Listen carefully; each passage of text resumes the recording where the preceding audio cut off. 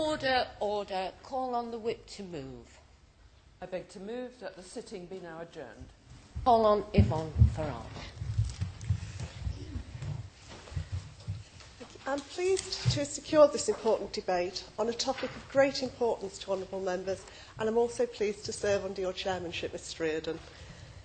Research from the Money Advice Trust suggests that at any given time, up to 5 million people report being in arrears with consumer credit, mortgage payments, or are finding that their credit commitments are an unsustainable burden.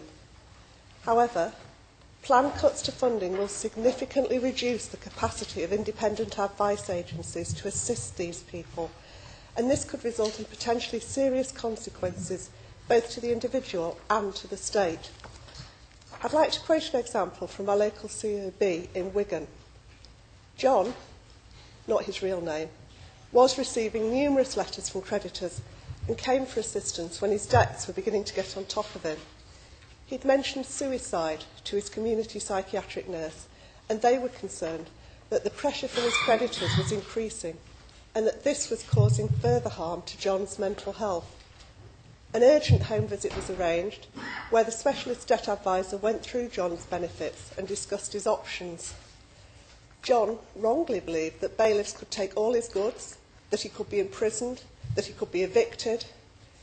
A great amount of time was taken to reassure him and to go through his options and his rights and those of his creditors as well. And he decided that bankruptcy would be the right option for him. The advisor completed the forms, accompanied John at court, and the creditors can no longer contact him. Additionally, the advisor helped to reinstate John's benefit entitlement, which had been the reason he got into debt in the first place. He now needs less input from his care coordinator, and he said, "I was in a real state, but I'm no longer afraid to answer the telephone, open my door, or open any post that I get." John needed this face-to-face advice to help deal with his problem. Without this, he'd still be a suicide risk, and he'd be living in isolation and in fear.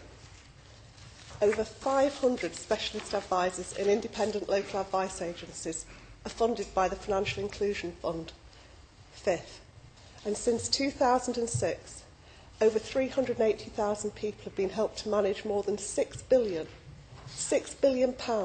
worth of debt in an extensive network of outreach settings, community centres, GP practices, Sure Starts, so that people who don't normally feel comfortable about seeking advice would come in and speak to in an area where they felt comfortable. The CAB service manage the largest proportion of this funding, and they support 338 advisors in local bureau. Loss of this funding reduces the capacity of the CAB service by over 70,000 cases a year, and that's a cut in casework capacity of 40 to 50%. I will give way. I completely agree with everything she said. The Financial Inclusion Fund is of immense importance to my citizens' advice bureaus in the South Lakes. Will she agree with me that not only is this funding is so important because the CAB is so often thought of out there as being a state service? Most people don't realise it's a charity, and therefore its ability to raise funds from other sources is incredibly limited, and this fund is critical to its survival and its ability to help people often in the most desperate circumstances. Thank the honourable member for their intervention. And I would totally agree with that. Having worked for a CAB, people are extremely confused about where their funding comes from. They get very few donations. And in fact, the depth of their service is often misunderstood as well. I've often been said, "Oh, CAB, they tell people where to go." We didn't often do that.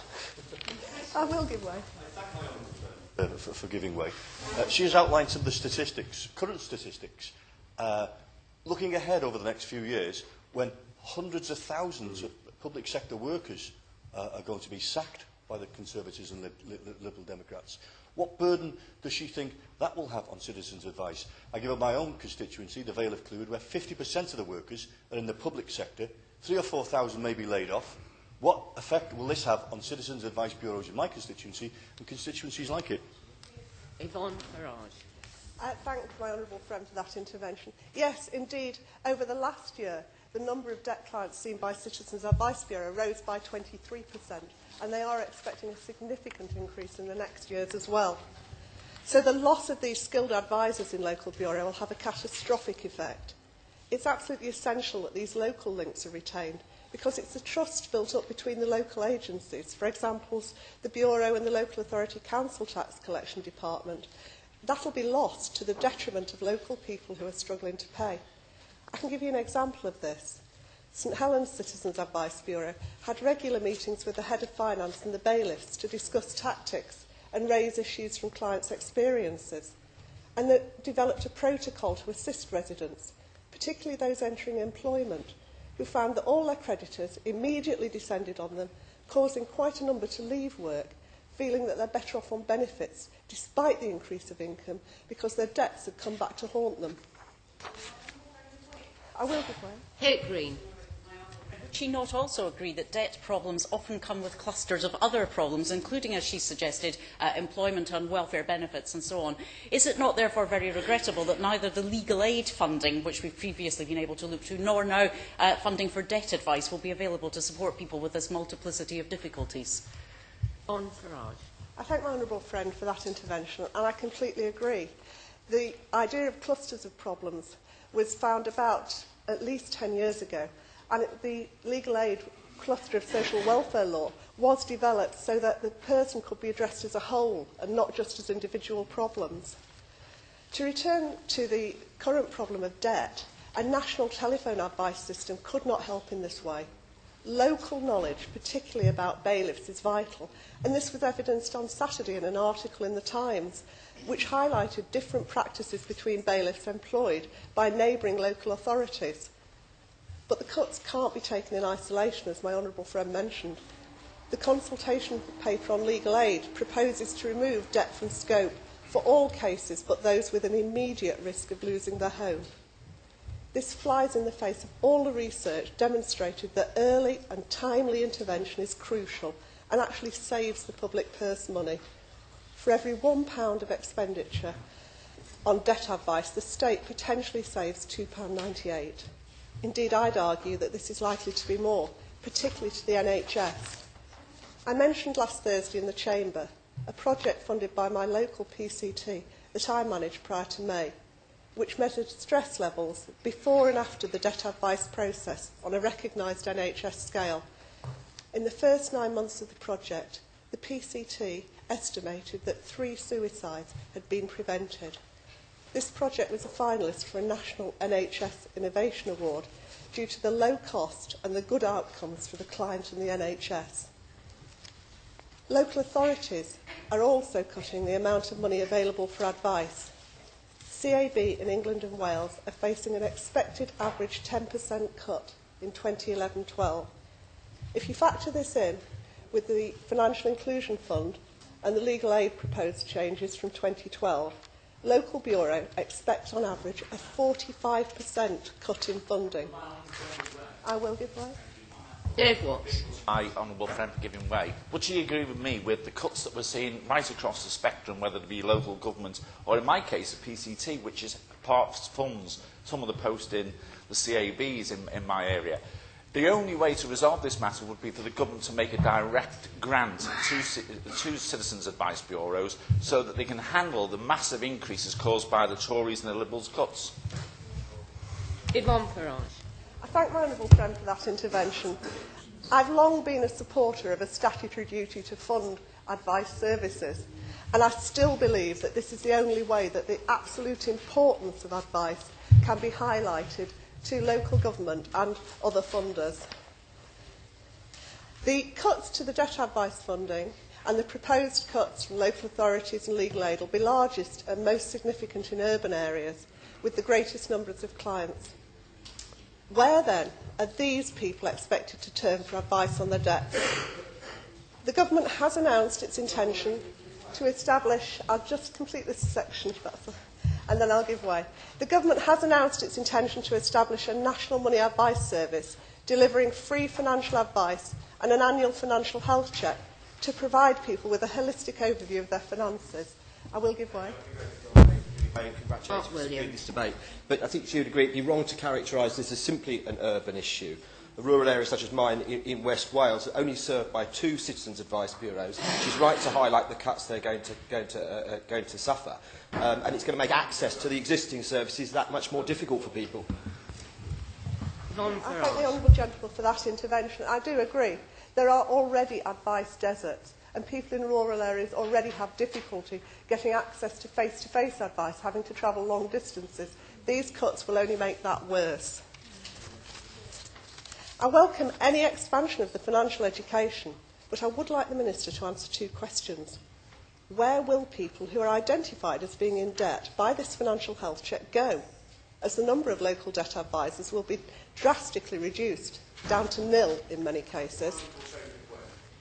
I will give way. I thank the Honourable Lady for giving way, congratulate her on securing this debate. On that specific point, we have Merton and Lambeth CAB operating in my constituency. We have 1 caseworker which we are going to lose as a result of what this government is doing, who has dealt with over 400 debt advice queries. And I asked what the effects of this would be, and they were very clear with me. Without this debt advisor, there will be nowhere else to go. Would she agree with me that that will be repeated up and down the country? Yvonne Fovargue. Thank my honourable friend for the intervention. I completely agree. And I will come on to where people may be likely to go in the future. I'm very grateful to my honourable friend for giving way, and I also congratulate her on securing this debate. On the issue of where people will go for their debt advice, I suspect that they will have somewhere to go, which will be into the arms of fee-charging providers who advertise, according to the OFT, mercilessly in every opportunity to recruit people inappropriately into their services. I thank my honourable friend for that intervention, and I will come on to the fee-paying debt management companies shortly. Does the Minister expect financial education to eradicate the need for debt advice in the future? It's my experience that most people fall into debt due to unplanned events, for example, a bereavement, an illness, or loss of a job.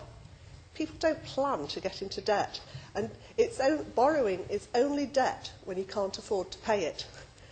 At this stressful time in their lives, timely advice is vital. Indeed, one of the most distressing cases that I dealt with personally was a family who had a child with a severe disability. They received all the disability and carers benefits, and they'd taken out loans to adapt their home and car to enable her to be cared for at home and not in residential care. However, she died, suddenly and unexpectedly, and they were left on vastly reduced benefits and a high level of debt. So where are these people to go in the future? As my honourable friend said, I fear they're going to be thrust into the clutches of the fee-paying debt management companies, the same companies that the Office of Fair Trading found to flout the debt management guidelines by misrepresenting their services as being free when they're not, and also reported that many frontline advisors working for these companies lacked competence and are providing poor advice based on inadequate information. Unfortunately, urgent action wasn't taken to address this, and the issue is being considered as part of the Consumer Credit and Personal Insolvency Review. Unless action is fast-tracked on the regulation of debt management schemes, it's very unlikely that necessary protections will be in place till autumn 2011 at the earliest, if it happens at all. Vulnerable people should not be put into this position, paying out money to unregulated and often incompetent providers to deal with the fact that they haven't got enough money to pay their bills.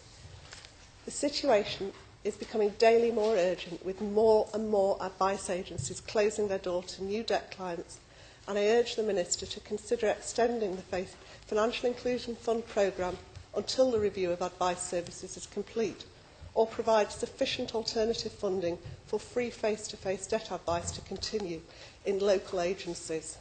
Not to do this would be at great cost, both human and to the state.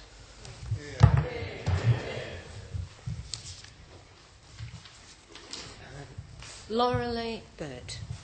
Thank you very much indeed. Can I congratulate the Honourable Lady from Makerfield for securing this very important debate this morning, and to some extent it follows on from the debate that we had last week. Obviously, everyone in this room wants to see the same thing. We want to see a fair and open system of financial support for people who get themselves into difficulty. And the CAB, I know personally, is a wonderful organisation.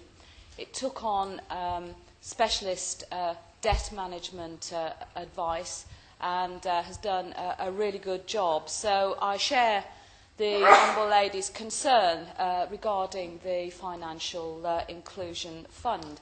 And local authority cuts will mean that the CAB will not have as much support, and this is having a drastic effect in the West Midlands, in my own region, where all 5 CAB bureaux are destined to be closed. And I hope very much that the Minister will be able to intervene in some way and ensure that this vitally important service for the Birmingham area is maintained. In Solihull, we've faced debts before. We've faced cuts before to our CAB, and we have managed to survive that. And yes, of course. Ian Austin. Thank you, and I'm grateful that she's given way. But I have to say, it's not good enough for Liberal Democrat MPs to come along to these debates, complain about what this government's doing, while supporting it. What has she said to ministers? Has she threatened not to support the government's proposals? Has she told them that if these cuts go ahead, she won't vote for something else? What have her and her colleagues done to try and prevent this from happening? Well, I'm glad he made that intervention, because his government has caused cuts to CAB in the past. It's how government manages that I think is very important. And in fact, what she asks what I have done, and I'll tell him. I've worked quite considerably on the issue of debt, and in fact I do advise the government, and I'm putting in my help and my advice as much as I can to government, and that's what governments do, and that's what responsible coalition governments do. We can make our points independently as Liberal Democrats, but we support what the government is doing because of the financial situation that his government actually left us in. And everyone has to bear a share of the pain. Thank you. I'd rather move on than I'd rather move on than talk about things other than what we're here to discuss today, which is about the CAB and debt management. So, despite the heckling, I will continue. Now, CAB in 2009 and 10 did see a 23% rise in demand, and 150,000 of these were quite complex debt problems, as outlined by the Honourable Lady from Makerfield. And the loss of the Financial Inclusion Fund does reduce the debt advice capacity by it's estimated 40 to 50%. So I'm looking forward to hearing from the Minister what steps are being taken, and in particular in the National Money Advice Service, and how that is going to help people and make up the shortfall. If you forgive me, I will not give way.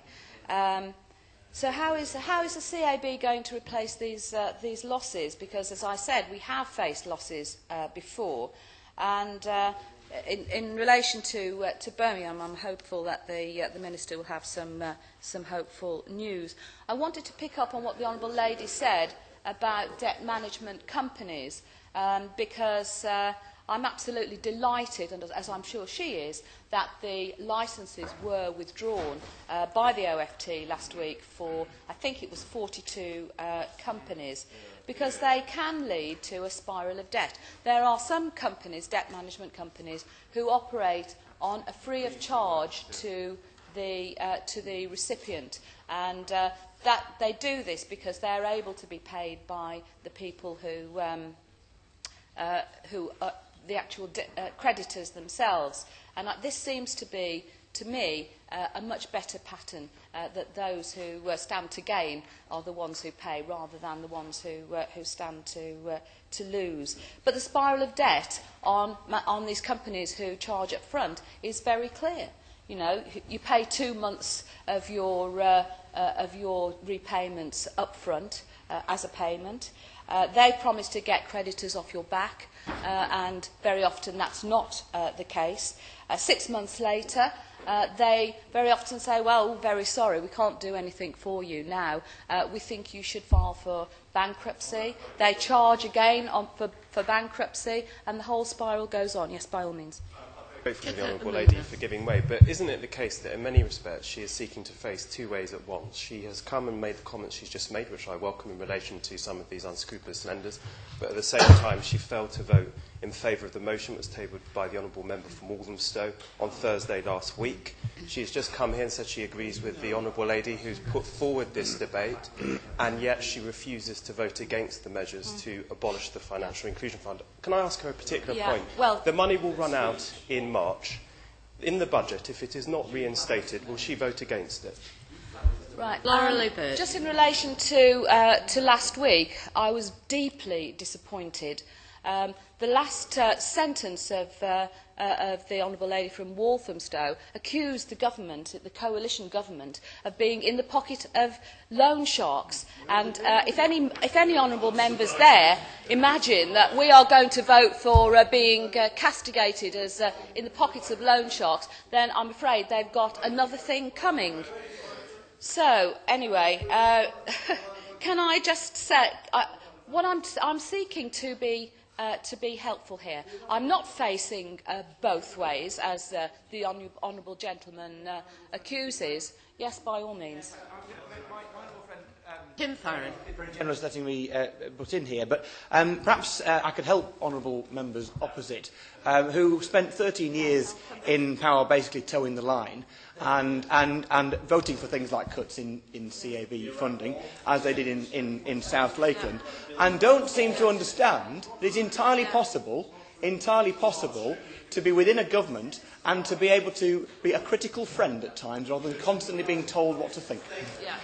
Laura Bird. Well, I'm extremely grateful for my honourable friend, and sorry.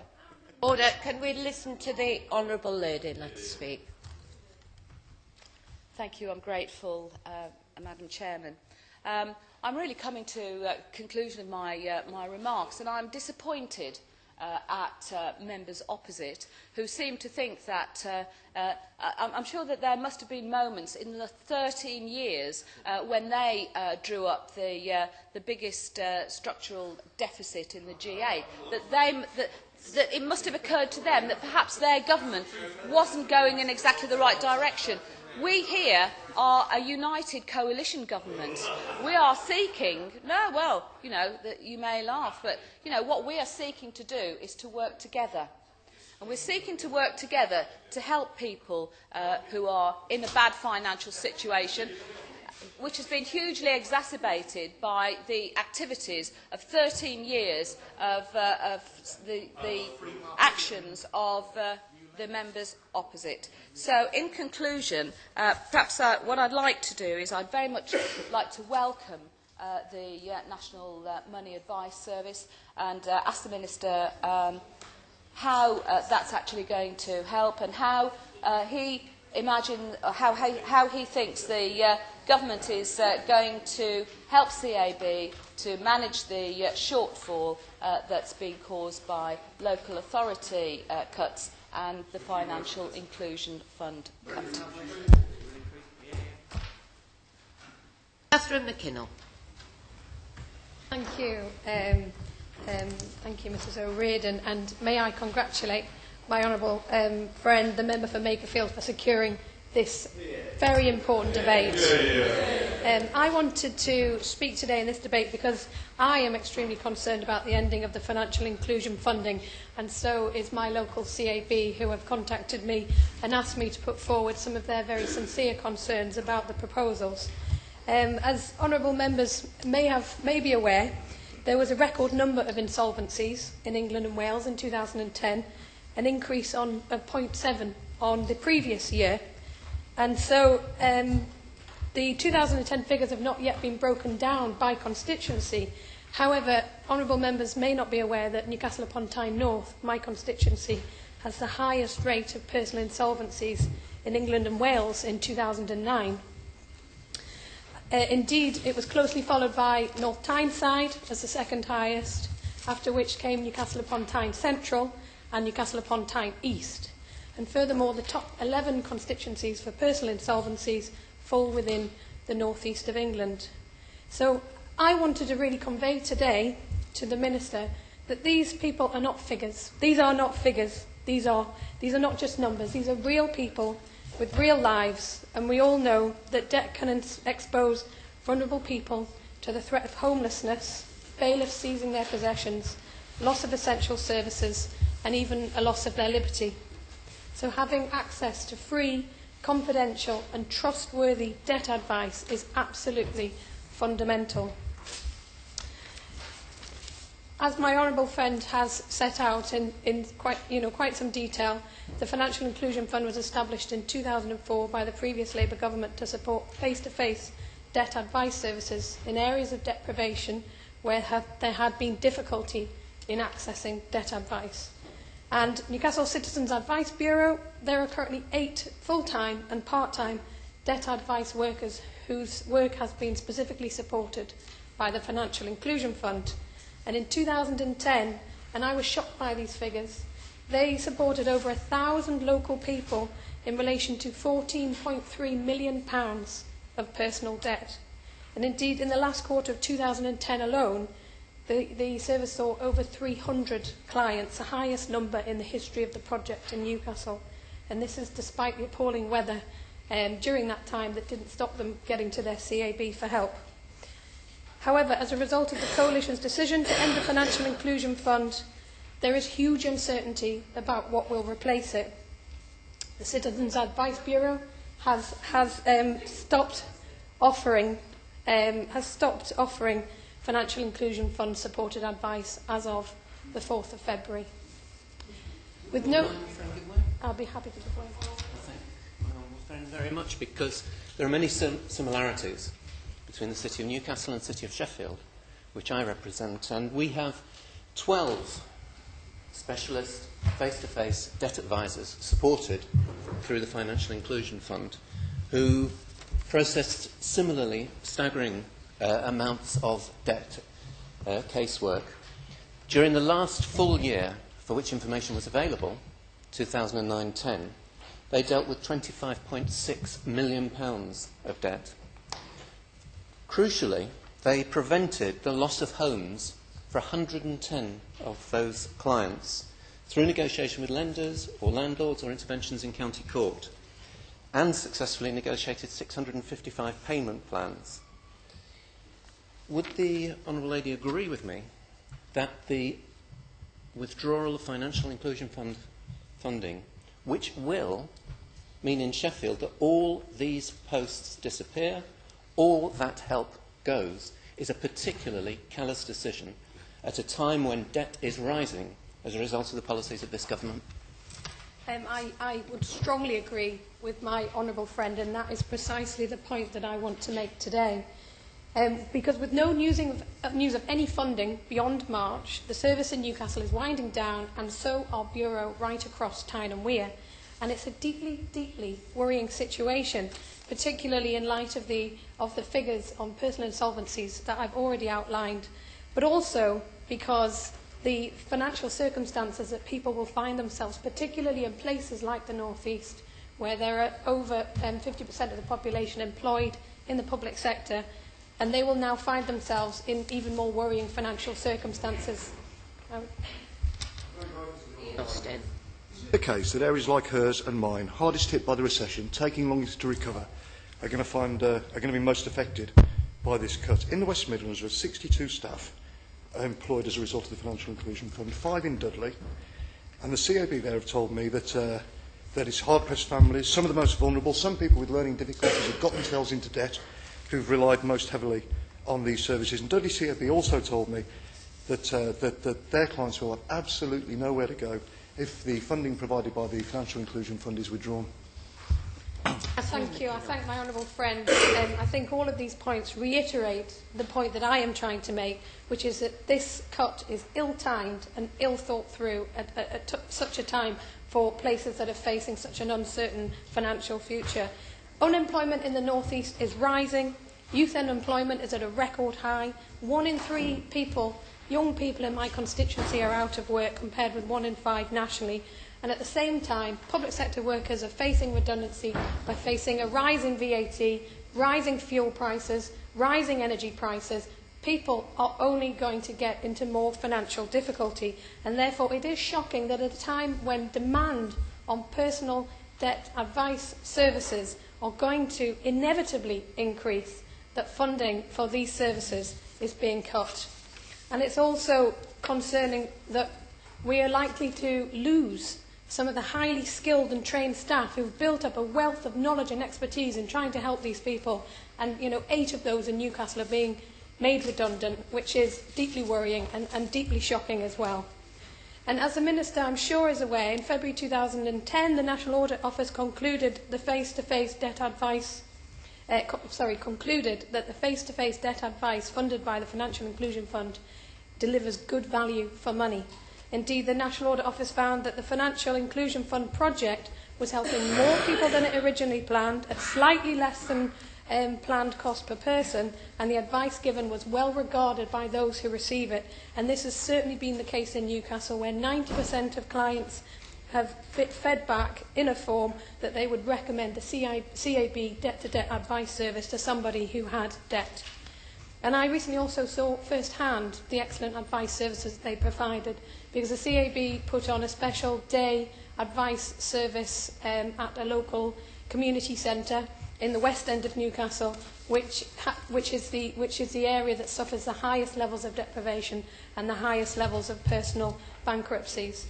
They brought together a whole series of advice services under one roof and took it out into the communities that suffer the most, and it was a very impressive day and a very productive day, and I know that they helped an awful lot of people in my constituency.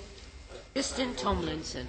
Just to support that point, I did a similar joint exercise with the Citizens Advice Bureau in my constituency, where they trained myself as the MP and my staff, so that when we, as the first point of contact in some cases, we were able to then address those issues and work in conjunction with them. So I fully support that action. Yeah, I agree. I've also been working very closely with them to take the advice from them. The difficulty going forward is that they are losing 8 members of staff from that office and are going to struggle to provide that level of service going forward. And to suggest that that level of expertise and advice can be carried out by a Member of Parliament is simply cloud cuckoo land. But also, the day exemplified for me the importance of the CAB services and the fact that they can go out and reach the people, and they know that people will not use telephone advice services, they will not use online services, they need face-to-face personal advice because they cannot manage the paperwork involved and they cannot manage the level of complexity that's involved in dealing with some of these very complex debt issues. And for all of these reasons, I've written to the Chancellor of Exchequer urging him to rethink this decision, or if there are suggestions for a fund to continue to ensure that it is face-to-face debt advice through the CAB that is properly funded going forward. Because I believe, and I've set out very clearly this morning, that the problems in places like Newcastle are only going to get worse, and that we need to address this seriously. Thank you. Andrew Percy. Thank you, Mrs Reardon. And I would like to begin by paying tribute to the Honourable Lady for Makerfield, who I think put across her arguments in a very consensual, very sensible and very detailed way, and avoided some of the unnecessary party politic in that could have entered that debate. So I pay tribute to her for that, and also for securing this debate, which I do think is incredibly important. I do think it's sad, really, that when we're talking about an issue such as debt, that at certain points in this debate, it has become a little bit too polarised, and there have been some, well, I would say, Mrs Reardon, silly comments bandied backwards and forwards, which doesn't help the people who we should be here to protect, which are those people who are obviously struggling with their debts at the moment. So I think as important as this issue is and as emotive as the subject may be, I do think at all times that reasonableness is a key to making progress on a matter as important as this. Just one issue I will take issue with at the moment, which was commented on a moment ago, which is about personal debt levels and whether or not personal debt levels are rising. Well, whether or not they're rising at the moment, I have to confess, Mr Reardon, I'm not aware of at the moment. I've seen suggestions in both directions. But what we can say is that debt levels over the last 10 years have risen substantially. Personal debt levels have risen substantially. I don't make a political point about that. I think that's because of the nature of the way in which society has changed. That debt is so much more a part of our lives these days, and that perhaps demonstrates why it's so important that we have appropriate measures in place to protect people who are unable to manage that debt. Because managing debt is a reality of life now, and there can be no doubt about that. And what we have to do as elected politicians, I suspect, is to ensure that there are processes and procedures and services in place that protect people in those situations. Now, I want to comment specifically about the role of Financial Inclusion Fund in my constituency. I see the Honourable Gentleman, my honourable friend, the member for Scunthorpe, is planning to speak also, so I'll leave it to him to deal in more detail with the issues at Scunthorpe CAB, which of course serves a large part of my constituency. But I'll talk also about East Yorkshire CAB, who provide services across Hull and the East Riding, including through their centre in Goole. The Hull and East Riding CAB has helped 13,600 clients in 2009-10, and they tell me that over half of those related to debt management issues. And in total, over that period, they were able to assist with about £14.5 million worth of debt, which really does give a scale of the problem we face in this country. And they have done that on a face-to-face basis, as other members have mentioned. And I think that that face-to-face contact is key in all of this. And I noted the comments of the Honourable Lady for Newcastle upon Tyne North, who, along with my friend for the Honourable Member for North Swindon, have trained their staff and themselves in debt management. And it's something that I certainly plan to do with my staff. We have a lot of people who come to us with a whole range of complex issues. And I think the more we can skill our staff up on that, the better. Of course, I'll give way. Ms. Lawton. Came out to a lot of law centres and CABs looking at legal aid cuts recently. Mary Ward in London, which manages a big contract in London, is losing 57 debt advisors because of the FIF cuts. Does he realistically think that training my staff, my 3 staff, 2 case workers, will take over from the 500 staff across the country, expert staff who are being cut? I mean, you're insulting the intelligence of people by saying this. That's an absurd comment. That is not in the slightest bit what I suggested. What I simply said was that those of us who are in positions of responsibility who can help should do whatever they can to help in those circumstances. And that is why training our staff up to assist... Well, if they listen, Mrs Reardon, to what I have to say, first of all, before jumping up and down, all I'm saying is that simply training our staff up to assist people who come to us with a complex range of issues is important. And perhaps part of that in training will be directing people to the most appropriate services. Well, if the Honourable Gentleman doesn't want to do that for his constituents, that's his choice. That's his choice. I certainly intend to do it for my constituents. I'll give way to the Honourable Gentleman there. Of course will. I mean, every Member of Parliament ensures that their staff are able to provide advice to their constituents. All of us do that, of course. But surely the best way to help people who are the most vulnerable, who are relying on these services, is to ensure that they're not cut. Exactly. And exactly. Honourable members opposite, coming along here, going on about how serious these problems are and the valuable service that the CIB have provided, why are they queuing up to walk through the lobbies to support a budget which is removing this assistance?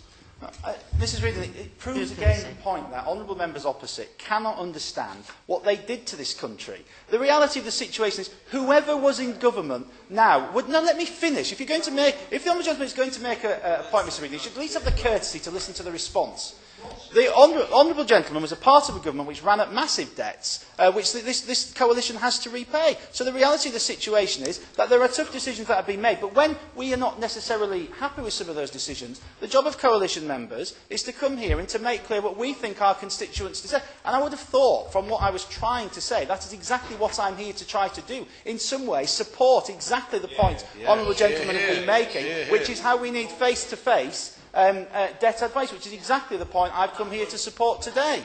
I'll give way very briefly. I would like to just make a little bit of progress. I'm grateful to the member giving way, but he must have come across cases like I have as an MP, where people have been given bad advice. Yes. My worry about training someone for one day or even 1 week is not going to provide the level of skills that's required to advise people in the best possible way. Bad advice is worse than no advice at all. I think we're getting bogged down in this. I think that training our staff up and ourselves up so that we can direct people in the correct direction for debt advice is probably going to be more important now than ever. And that's exactly the point that we are trying to, certainly I was trying to make. I will give way one more time, then I will make some progress, because we seem to be getting bogged down. Just in time. Thank my honourable friend for giving way. In the spirit of trying to work together and to help the members opposite, to be clear, it is strengthening the argument for the Citizens Advice Bureau, because help on the telephone and online cannot help provide training to other people who are assisting people who are most vulnerable. It is supporting the argument. Yes, well, Andrew Percy. I thank my honourable friend for that intervention, and perhaps honourable members opposite will reflect now on what we're actually trying to do, some of us on this side, on this very issue. But I will move on from the help and assistance I'm trying to ensure my staff are able to give to people to come and who contact me, and just raise some of my concerns I have, which have been commented on already, in terms of moving away from a face-to-face debt advice service to a telephone or internet-based service. I have to say, through bitter personal experience of debts, a few years ago I tried to access some assistance with some debts, and as much as I don't like to air my washing in public, I have to say, during that process it was incredibly difficult actually trying to access the correct advice as to where to go with particular problems. And that came about because of debts I accrued funding postgrad study and such like, as many people do. And I'm in no way alone in that at all. And there are plenty of people, well, it's postgraduate education, so that's had fees for a considerable number of years and isn't affected by any changes at the moment. But in trying to deal with that, actually trying to access advice was incredibly difficult as to where to go. And as the Honourable Lady said, when you are faced with a telephone conversation with somebody, it can actually, you don't feel the ability to interact with that person properly. It's very difficult in terms of actually when it comes to talking about your personal financial situation. Actually talking with somebody over a telephone as opposed to face-to-face is no substitute whatsoever. And in support of the Honourable Lady for Makerfield's point, actually it's very unclear when you try and search through for debt advice, particularly if you search online, as to who is providing it at a profit to themselves and who is actually there. When companies call themselves the National Debt Helpline or National Advice Centre, natural assumption is to conclude that they are in fact a charity, when in actual fact, as other members have commented on, you realise they are in fact out to make profit from your debts. I will, because I know the Honourable Lady will make a reasonable and sensible point. Jenny Chapman. To the Honourable Gentleman for giving way. Would he support a scheme similar to that which exists in Scotland, where debt management advice is more carefully regulated and caps are used to regulate that provision? I think we had a very interesting debate last week, didn't we, about debt in the Chamber, and I was sorry that we couldn't get to a situation where everybody was in agreement, even though I think everybody was in agreement. But because of the procedures and processes of this strange place, we ended up having to have a division on something we shouldn't have had a division on. But certainly we should be looking at the way we manage people who want to put us into debt. Absolutely. There are three parts to this, really. There's dealing with the companies who make money out of debt, and they'll always exist, and, you know, that's part of life, as I've said. We need to deal with the sort of debt advice that's available to people who get themselves in that problem. And then we've also got to see what the provision is for ensuring people don't get into that position in the first place, which is why my honourable friend's all-party group on financial education for young people is so important. And only yesterday, I was at Gould High School speaking with the deputy head there about actually how they deliver financial education in schools and how he thinks we can roll that out nationally. And it's certainly something I plan to play a big role in the all-party parliamentary group, which my honourable friend was so key in establishing. So there are those three elements to it. So just to conclude with, I think it isn't hypocrisy on this side to come here and say that we think our people involved in our citizens' advice bureaus locally...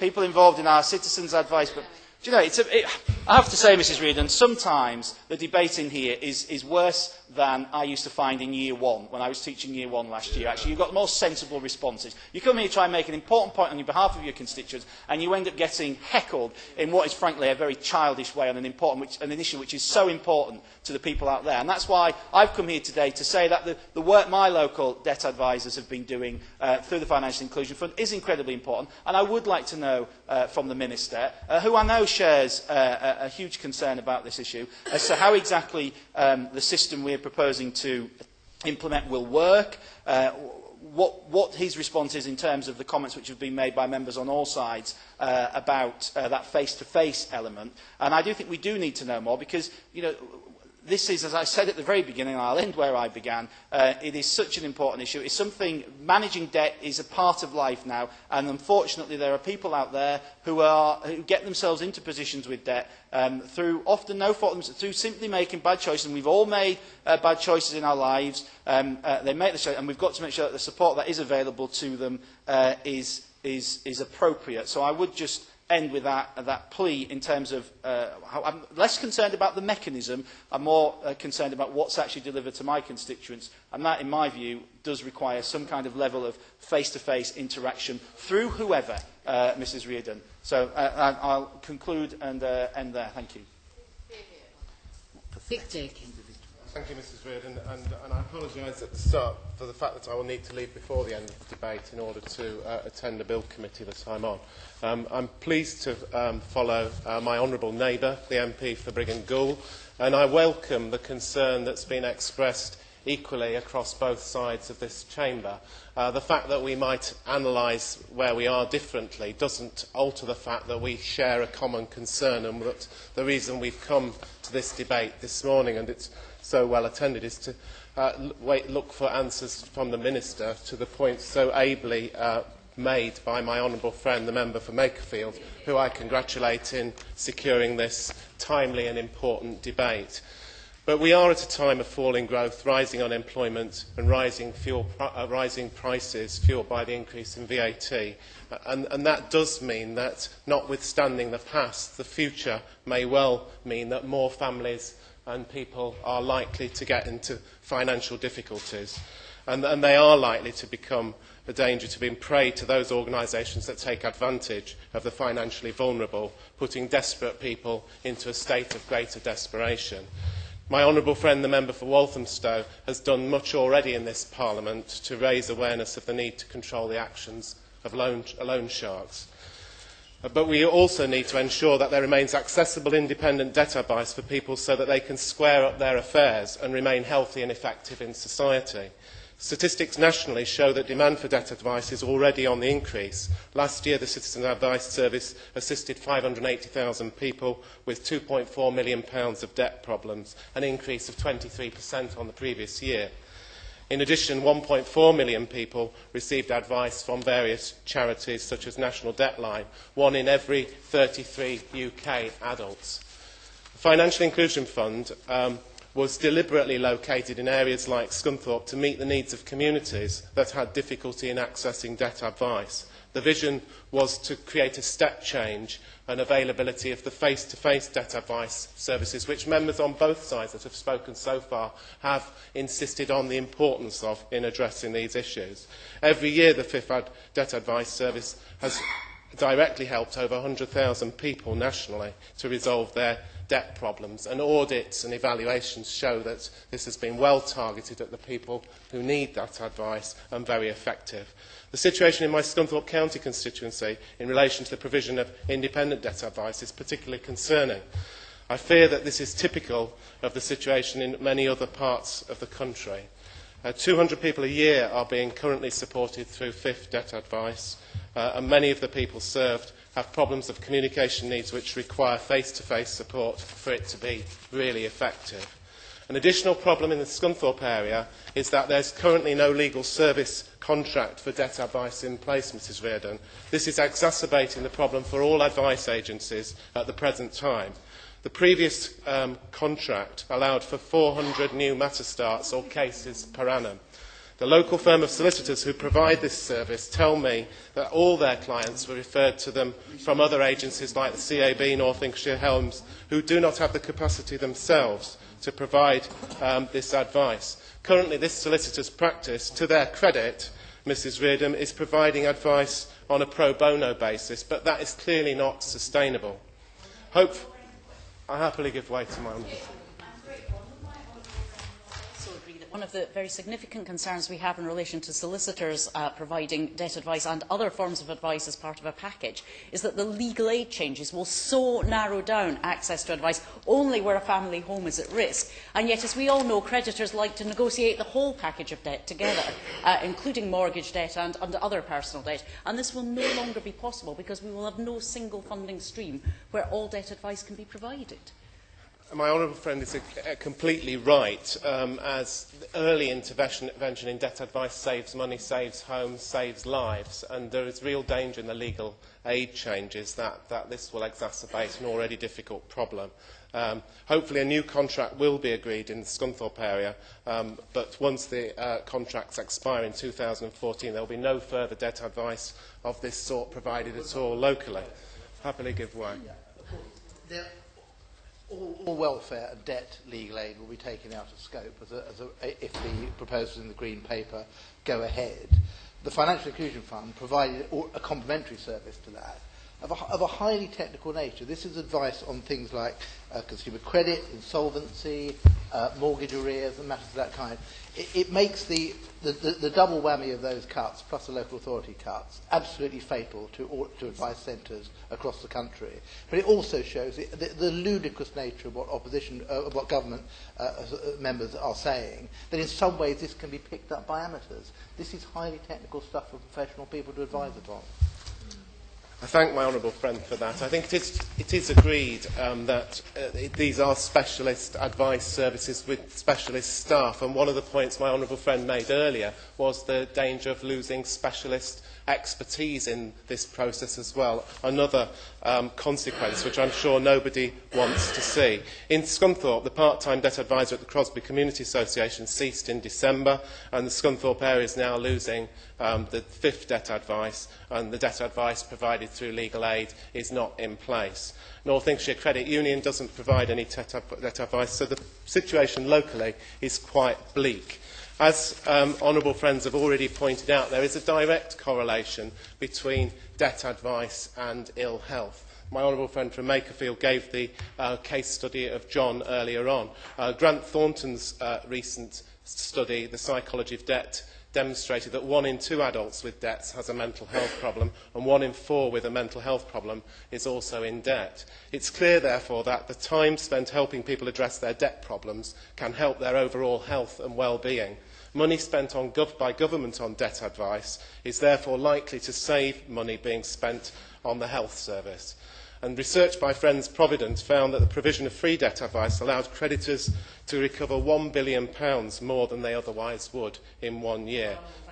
So I'm going to finish now. So independent free debt advice is good for the individual, good for the public sector, good for the private sector and good for the UK PLC as a whole. I hope that the Minister will take this opportunity to spell out the Government's plans to ensure independent debt advice remains available and accessible to all those who need it. It is crucial that Government doesn't at this time abandon people with debt problems. Thank you. Order, order. I have 2 more speakers, so if you both keep your comments to 5-6 minutes, I'll be able to call you both. Chris White. Thank you, Mrs Reardon. I'd also like to add my thanks to the Honourable Member for Makerfield for calling this debate on what, to me, is a massive issue of concern in my constituency. As Members of Parliament, we often have to deal with constituents who have, for one reason or another, fallen into debt. This can be a difficult and distressing time, the need for support and advice which is tailored to them directly, which can make the difference between getting back on track or falling off the track completely. I'm sure that I speak for everyone in this chamber today to say that one of the most important resources that we all call for in our working lives is the local Citizens Advice Bureau, and particularly the one in Warwick and Leamington. And I thank them for their contribution to our local communities. Since coming to this House, I have been continually impressed by the work of my local Citizens Advice Bureau, especially by its professionalism and its dedication. Through the work of the CAB, individuals are able to get the support they need and, as a consequence, overcome the difficult situations that they have found themselves in. Warwickshire Citizens Advice Bureau last year helped nearly 26,000 individual clients and resolved over 92,000 problems. Nearly 300 local people gave up their time to help Warwickshire CAB and generated unpaid work worth nearly £1 million. And my local CAB for Warwick District, 5,000 local people were helped with around 22,000 problems. Around 80% of their work is taken up with debt, benefit, housing and employment issues. It is a service that we simply cannot afford to lose. Yet these reductions in funding will damage citizens' advice bureaus across the country and in South Warwickshire in particular, and threaten to create an advice desert for those who have problems with debt and social welfare law. Thousands of individuals could be without the help of organisations like CAB, and this will prevent them from receiving the vital help that they need. And it's not as if CABs do not provide value for money. In Warwick District, just one money advisor dealt with 217 new clients over the last year alone, who owed a total of over £3 million, an average of over £20,000 per client.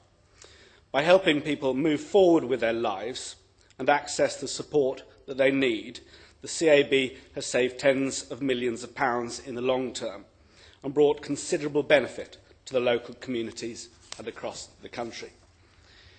It's clear there is a case for maintaining the spending in these areas, and it makes no financial sense to push problems from one place to another. Their problems are not going away merely because we stop funding them.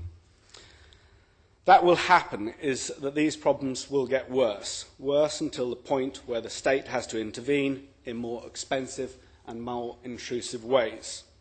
This is a short-term saving at a long-term expense. I will. Honourable Member for Giving Way, and hugely enjoying his speech. Would he not agree as well that it is imperative that we do not lose the highly skilled and trained staff that are currently employed by the Financial Inclusion Fund, because that too would be a short-term gain financially, but a long-term loss to the service? Thank you. Thank you for that intervention. The point of what I'm trying to say today is to make the impression on the Minister of how these services need to continue and the importance they have to our communities. I think it's important to make the case today, and thank you again for this debate, which gives the opportunity to raise the profile again of our CABs and the important work that they do.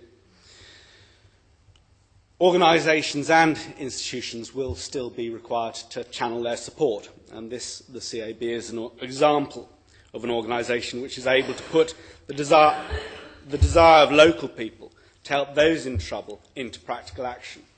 Warwickshire District CAB is assisted by over 50 volunteers who are able to make a huge difference to their local community. This capacity will diminish, and the opportunity for individuals to help will be reduced if there are not enough full-time on hand to train, organise and manage these volunteers. The loss of full-time members of staff has therefore serious consequences, the consequences of which simply cannot be picked up by extra volunteers. It sends the wrong message out at a time when we are looking to galvanise people into doing more for their local community, to spend more of their time helping worthwhile causes if we reduce spending given to these important organisations. I appreciate why the government is looking to reduce spending, but I do not believe that the calculus of cost has been accurately measured in this case. I will give way. Friend for giving way. He will be aware that only today the government has announced a one-off additional revenue of £800 million through changes in taxation on the banks. The interest alone that the government saves on its own debts financing as a result of this move would be enough to continue funding this financial inclusion fund in perpetuity. Well, that's a very interesting point the honourable member has made, and I'm sure other people might be picking up on that. When we were campaigning during the last election, we made a promise to protect the front line. Well, I believe that it doesn't get much more front line than the CAB.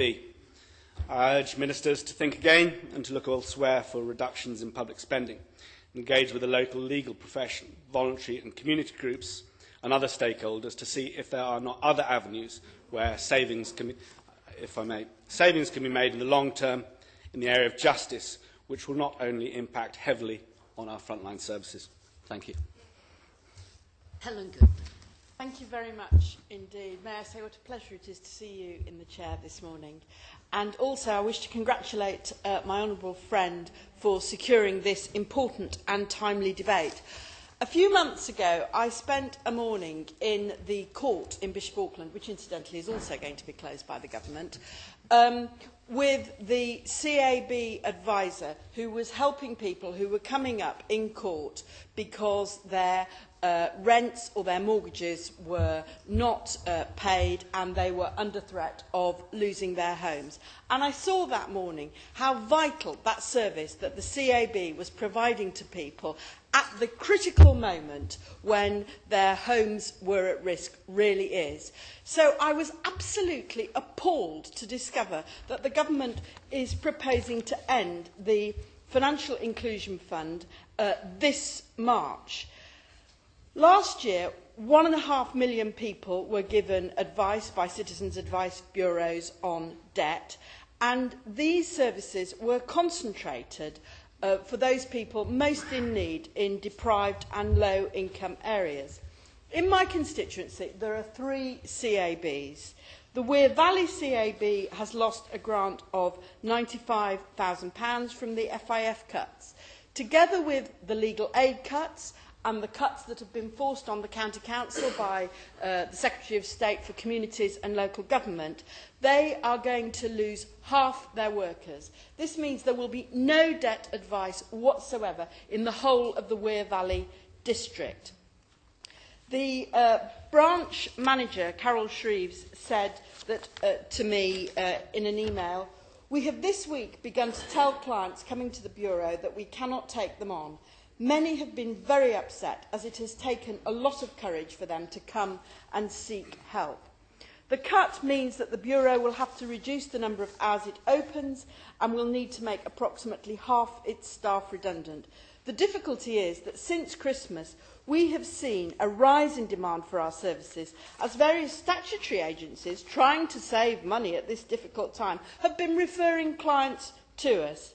It seems to be generally accepted that debt advice is needed, but the support for it is being withdrawn from all sides.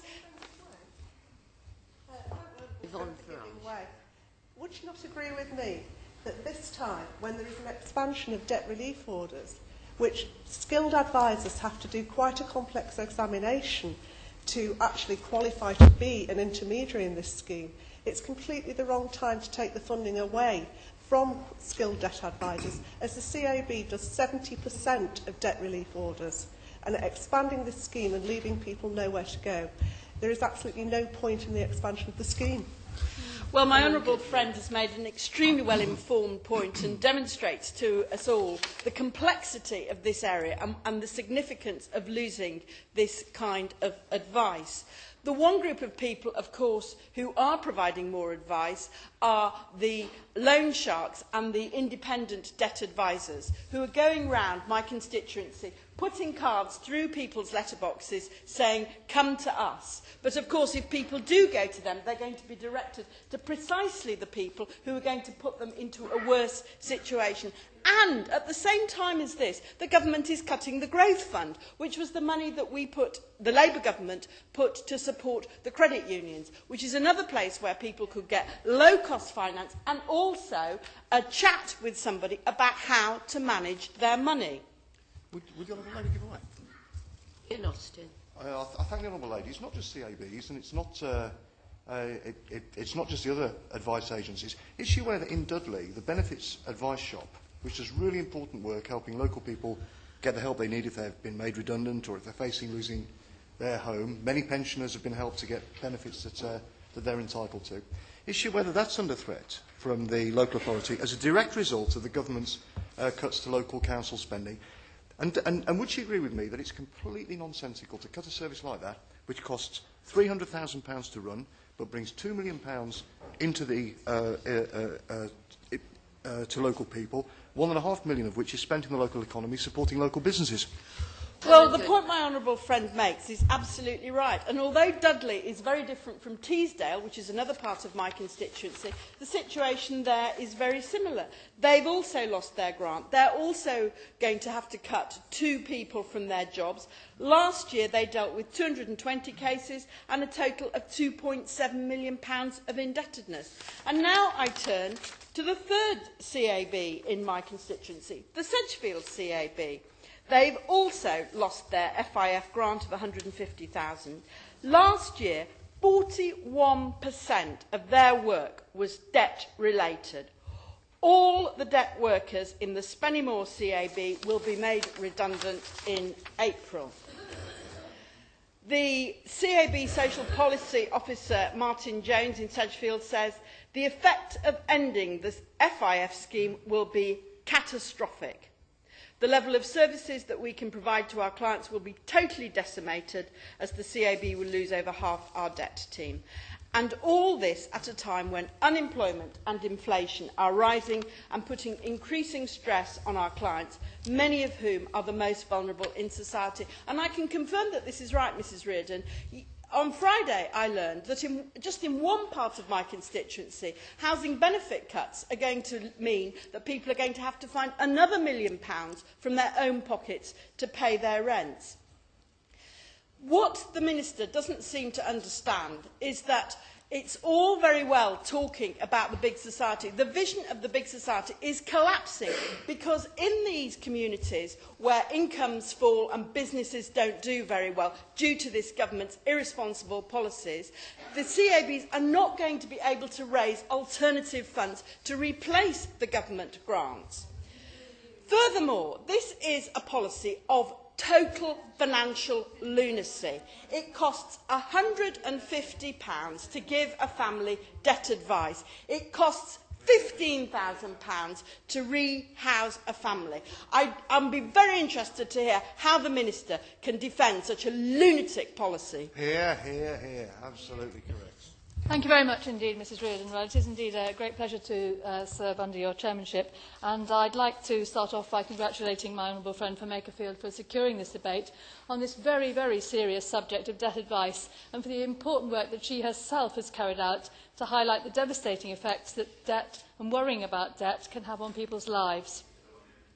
I'm not going to repeat many of the excellent comments made by honourable members who've outlined the problem very, very clearly.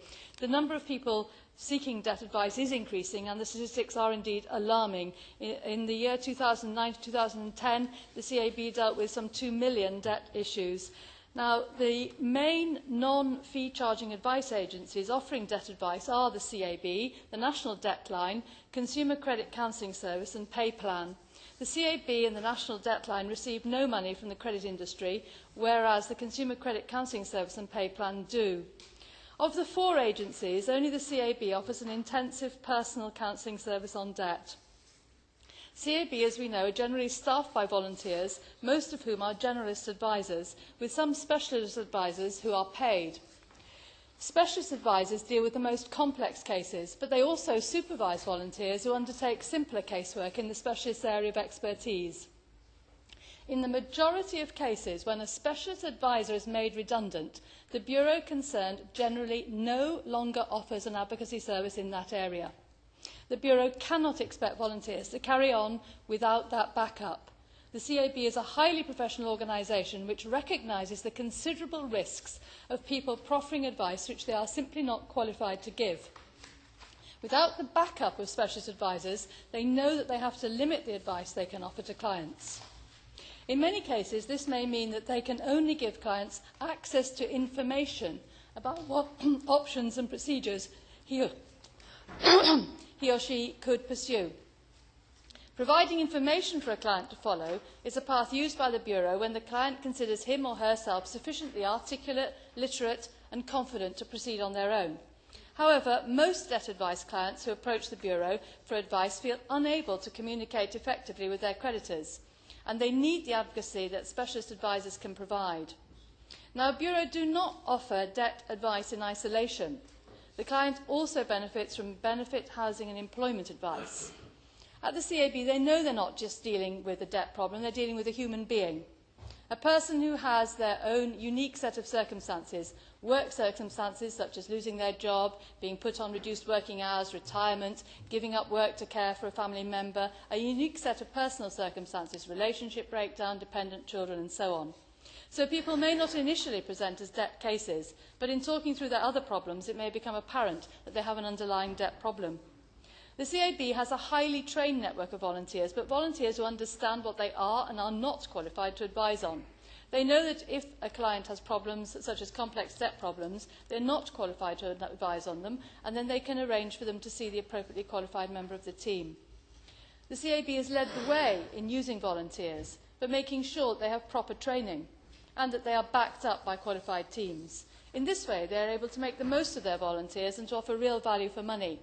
Now, as Dame Elizabeth Hoodless has just said, Dame Elizabeth Hoodless, as you remember, is retiring from 36 years in charge of community service volunteers. And she says, we know we need to save money, but there are other ways of saving money without destroying the volunteer army.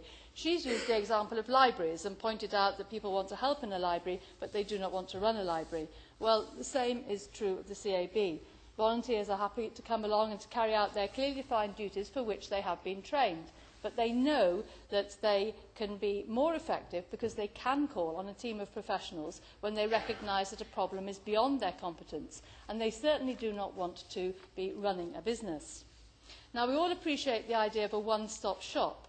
We yearn to simplify matters. We recognise that people can often find themselves in a catch-22 situation and having to deal with several different agencies. One of the vital features of the CAB is their ability to deal with a whole range of problems that their client may have, and that is why taking away any one stream of funding that they receive will have such a serious knock-on effect. So let's look at the overall funding of the CABs. Firstly, there's the huge input from local councils, who put in some 43% of the total income of the CABs. We all know that councils are facing severe difficulties in planning their budgets for the next few years, and that in order to protect their statutory services, they will be looking at all options, including cuts to funding to the CABs and similar organisations in their area. Then there are the cuts in legal aid. With a cut to a sixth of the legal aid budget, some 350 million out of 2 billion is being cut. This too will have a very serious effect on the CAB because of the franchise work that some bureaux have for this work. It is completely incomprehensible that legal aid will only be available for debt work when a person's home is at immediate risk. You do not need to be a specialist advisor to recognise that early intervention is far preferable, much cheaper and more effective. But there are cuts to... Indeed, I shall. I will use an example of my own constituency. 3 out of the 4 advice agencies have lost all their local government funding. They will lose, if the Green Paper goes through, 90% of their LSC funding. So even those areas which the government says it will protect will not be available because those advice centres will have closed, and areas like my constituency will be advice deserts. So there simply will not be any advice available to anybody in most parts of the country. Indeed, my honourable friend highlights a very, very serious problem, and that is exactly what is going to happen, and that's very, very vividly put. So with the cuts to education advice, employment advice, family advice, housing advice, immigration advice and welfare benefits advice as well, these cuts not only have a direct impact on the CAB's funding and its ability to provide a comprehensive service, they will also have a direct impact on clients' debt problems. If clients are unable to fight for the welfare benefits or the extra provision for a special needs child that they are entitled to, they can be faced with a worsening debt problem. So given the cuts to legal aid, the cuts to citizens' advice through withdrawal of the Financial Inclusion Fund and local government, CABs will struggle and many will close down. The Government's Office for Civil Society has a transition fund, which apparently will provide grant funding to bridge any gap for at least the very short term. But it applies only to England, and it applies only to organisations that have an income between £50,000 and £10 million, which excludes some CABs.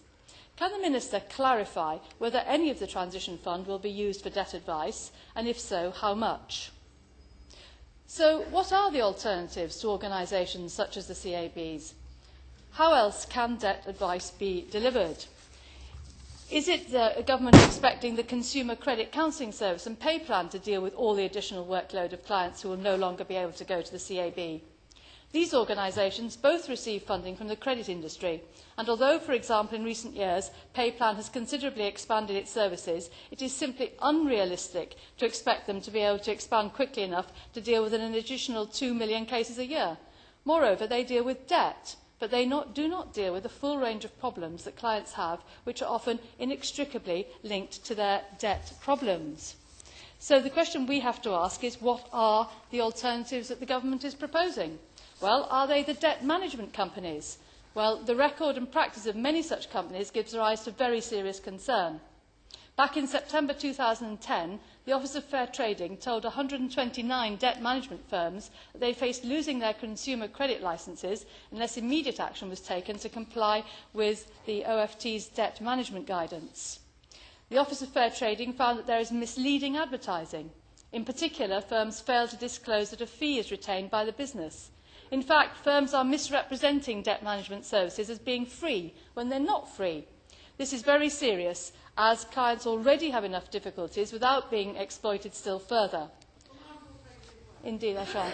Ellen Goodman. To my honourable friend share my concern that at the Tory party conference, meetings were sponsored by these very organisations who are perpetrating these scams on our constituents. Well, indeed, Mrs Reardon, I certainly do share that very, very real concern, because not only is this advice not free, we actually find that it is poor advice. The Office of Fair Trading found that frontline advisors working for debt management companies are lacking in competence and they are providing poor advice based on inadequate information. So not only is the client landed with having to pay a fee, which is not made clear in the firm's advertising, but they are then poorly advised. Receiving poor advice in debt management is a very serious business. It can cost the client very considerable amounts of money. Furthermore, the Office of Fair Trading also reports that there is low industry awareness of the Financial Ombudsman Service rules for resolving consumer complaints. So we currently have a situation, even with all the work that the CAB and similar providers are doing at present, where 129 companies that are not fit for purpose have been trading on people's debt problems. So what will happen to the CAB's clients when the funding for debt advice is withdrawn? Some clients may not seek debt advice at all, perhaps because they don't know of anywhere else to go. Perhaps because they realise that debt advice companies will charge them fees, and they worry, quite rightly, about being exploited and getting into yet more difficulty. Many will be driven to seek advice from debt management companies very quickly. I thank my friend for giving way. Does not the government's actions suggest that the concept of the big society is indeed a big sham, and that the real message coming out from the government, if you're in debt and struggling with debt, is you're on your own?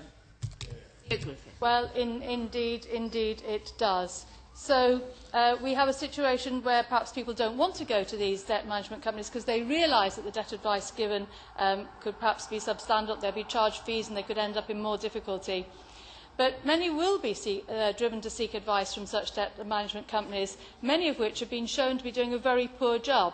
We could see similar companies mushrooming out to profiteer from the loss of CAB advisors, and many more clients being charged fees for poor advice. No responsible government should be pushing forward policies which allow that to happen.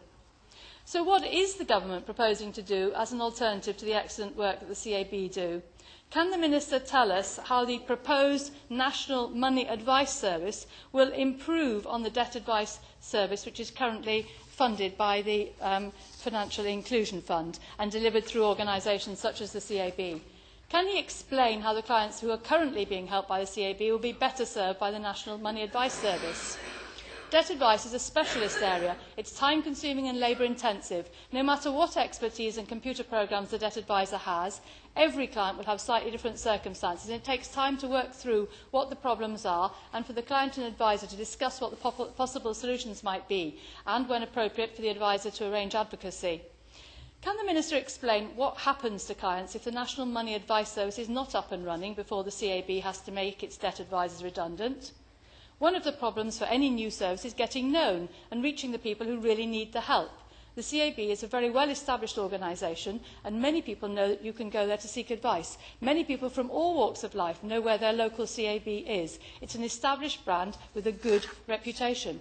Can the Minister explain how people will know about the National Money Advice Service and where they will go to access it? Can he explain the rationale for destroying an established service? And can he explain, with the economic outlook that we have, with many more workers likely to be losing their jobs because of government cuts and knock-on effects in the private sector, how can he explain to us why he wants to destroy what is a competent, independent, local, user-friendly service such as the CAB, which at the moment is offering people very much needed, valuable debt advice? Can he explain why he wishes to destroy that service and leave people bereft?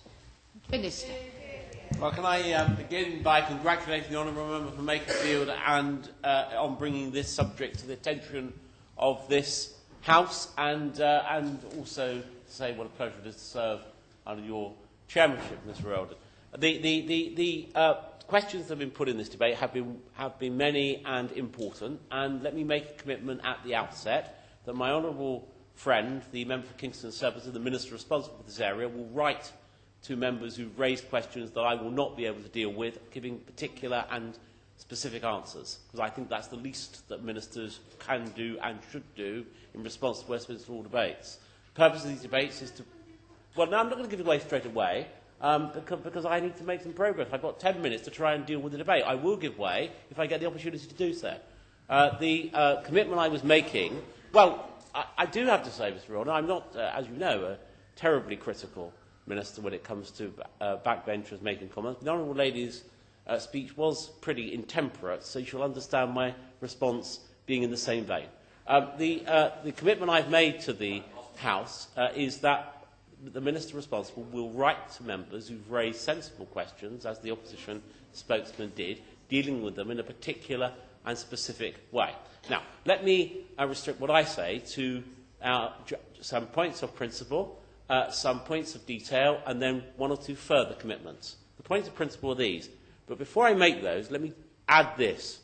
3 points have emerged from this debate today. The first is that debt is closely related to well-being of a more general kind, and I think that needs to underpin government approaches to these subjects. Secondly, that the approach we take should be coordinated and coherent, and that's come across very strongly from members across the House, and we've had speeches from the member for Bishop Auckland, who I've already critiqued, Solihull, Newcastle on Tyne, North, Warwick and Leamington, Brigham Gould and Scunthorpe. And the member for Scunthorpe made that point very clearly.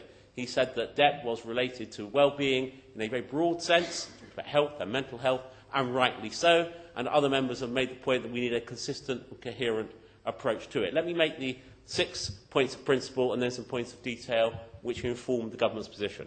Firstly, we certainly want to make sure that the... Well, I will give way very briefly before I come to my 6 exciting points. I appreciate his approach this analytically, but could he answer the central question?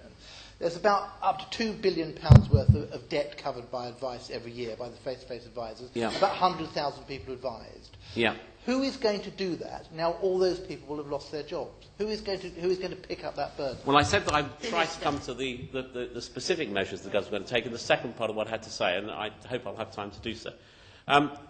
Firstly, the 6 points of principle. We want to ensure that the debt management regime means that those who can pay, repay debt, do so, and those who can't get the appropriate debt relief, both debtors and creditors should benefit from a system which is clearer about expectations, which provides good advice in advance, and I'll come to how that advice might be provided. The circumstance which, as the picture that's been painted by a range of honourable members, where we have an entirely haphazard system, is not what the government intend, and it would not be helpful either to responsible lenders or to debtors. I understand that, and that will inform what we do. Secondly, we want to see empowered debtors accessing good quality advice on a preventative basis, as well as advice to deal with debt, to ensure the most appropriate solutions are found for their particular difficulties. Thirdly, some stakeholders, and it's been echoed today, have called for a review of the whole landscape in terms of lending and borrowing. I think it's necessary to have that kind of whole-scale review, and the government will go about just such a review. Fourthly, we are told by some debtors and potentially their advisors are confused by the array of choices we've heard today about independent debt advisors and so on. We're very aware of that. I take the point about the OFT condemnation. It's very important that we clarify the responsible options available to people rather than allow this free-for-all in which the advice they receive will be of various quality. I will give way to the Shadow Minister. Could the Minister clarify what action the OFT is taking against these 129 companies? Well, I will deal with that, and specifically when I come to the second part of what I want to say. The OFT survey, as she said, does point out that there are many less than scrupulous players in the field, and that must be dealt with. Finally, on points of principle, we are looking for evidence on how the regime should work. We've called for evidence. Much has been received, and I invite the Honourable Member from Makerfield, who I know has got expertise in this, because she managed the CAB in St Helens, and others to play their part in that review. Now, specific measures. The specific measures are these. The House will know that this face-to-face debt advice is something which BIS has been responsible for on behalf of the Treasury for around 5 years. And I'm sure the House will also know the Financial Inclusion Fund, which provided funding for the project, was always due to close in March 2011. I do understand the difficulties of the worries about the decline of face-to-face advice, and that seems to me to be reflected on all the contributions made today. I do take the view that face-to-face advice must support online and telephone advice, and we will look at ways in which that can be reinforced. The funding of £1 million has been confirmed for next year for the national debt line, as I think has been acknowledged, but it does seem to me that we need to do further work on how we might support a continuation in some form of additional face-to-face guidance. And I will ask my honourable friend to clarify precisely how, when, why, whether that might happen as soon as possible in the form of a statement to the House. The second thing which the government is doing is to work with the Consumer Financial Education Body to provide better advice on debt. That's shortly to be renamed, as members will know, the Money Advice Service. It was set up to take responsibility from the SFA for understanding the financial system and help raise levels of financial capability across the UK. It's funded by a levy. We will, as you know, launch that service this spring, and I do think that preventative approach is critically important to stopping people getting into some of the difficulties they get into with the results we've heard about today. The government will also review the financial framework, the framework for financial services regulation. The Financial Services Authority is to be replaced by 2 new regulators, one focused on prudential issues with the Bank of England and the other on markets and consumer protection and Markets Authority. We do see this as a real opportunity to improve the way consumer credit is regulated, create a simpler, more responsive regime. We've also, as members will know, launched our review of consumer credit and personal insolvency. This review is taking an end-to-end view of consumer credit and personal insolvency, from the decision to borrow money through to how we support people in difficulty and help them to resolve their debts. The next thing I want to talk about, because it was the feature which I think characterised most of the contributions to this debate, is the CAB. I am very aware, as a constituency Member of Parliament, of the work the CAB does. I have visited the CAB in Spalding to discuss just these issues. One of the virtues, the many virtues of our system of parliamentary representation is the ministers are constituency MPs too. And I do hear what's been said today about the CAB and its importance in providing not just advice on debt, but that holistic approach to advice which reflects the connection between debt and well-being and the wider range of challenges which many people face. We will, as a result, very briefly, I do welcome the announcements that the Minister has made, but does he see that it would be somewhat incongruous for a government that is rightly so concerned to get under control government debt to cease funding for the voluntary sector to support people getting on top of their own debts? Indeed. I was thinking of the book of John, chapter 8:7. It says, he stood and he said to them, "Let him who is without sin amongst you be the first to throw a stone." And it's absolutely right, as the honourable gentleman said, that we should be consistent. Let me just make a further commitment on the CAB.